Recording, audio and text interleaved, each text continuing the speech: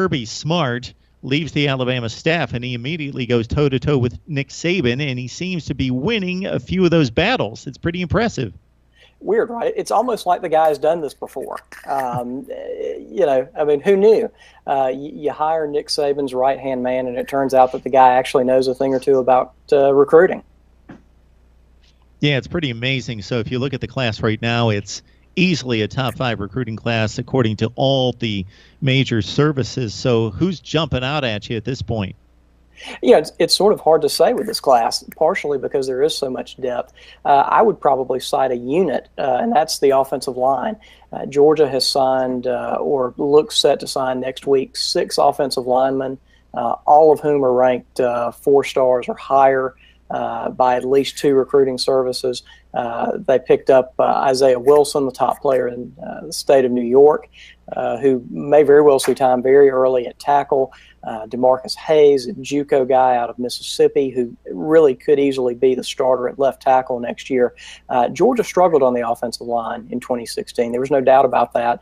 It was a position they needed to address, and Kirby Smart, Sam Pittman, and the staff have gone out and done just that. So we've heard recent analysis that Atlanta is one of the best places in America to find major college football talent that moves on to the NFL. Obviously, it's an enormous city. Are most of these kids coming from right there in the Peach State? That has been the thing that I think Bulldog fans have been extremely excited about with this class, is that it does have a strong Peach State flavor to it. They did go outside the state to get some really good players, DeAndre Swift and Mark Webb, a couple of skill position players out of Pennsylvania and New Jersey, Isaiah Wilson, who I mentioned a moment ago at offensive tackle, Monty Rice, a linebacker out of Alabama. But by and large, these are players from the state of Georgia, outside of the metro Atlanta area, a lot of guys from middle Georgia, South Georgia, who really could make an early impact. All right, Jeremy Attaway is the Macon Dog. Join him on Twitter right there, at Macon Dog, and his platform is dogsports.com. Jeremy, it's been a while since we've seen you. Georgia, if they're going to recruit like this and the winnings follow, not that we don't want to talk to you all the time, but we'll have to talk to you and try to drag you on as much as possible. This is a pretty exciting stuff for those that wear the red and black.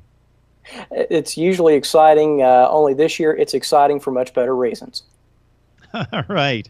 Yes, there's typically drama there in Athens and across the SEC as we get down to the nitty-gritty, and we still have 6 days left. So there will be suspense, and there will be some flips and some flops that we didn't anticipate with these kids committing and then decommitting and jumping back and forth.